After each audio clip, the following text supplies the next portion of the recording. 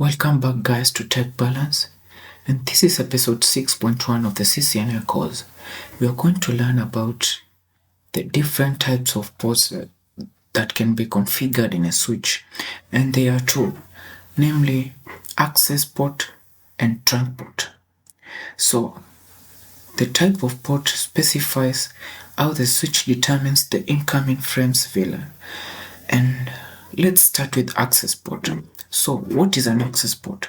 An access port is a port that can be assigned to a single VLAN.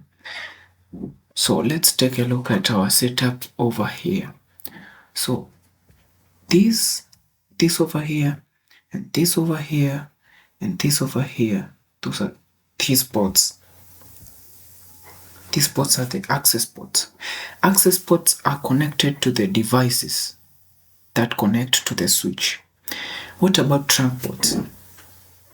A trunk port is connected to another switch. So this over here and this one over here is a trunk port.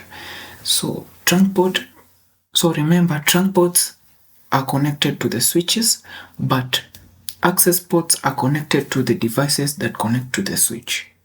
That's the main difference between the two ports. And I'm going to show you how to configure both ports.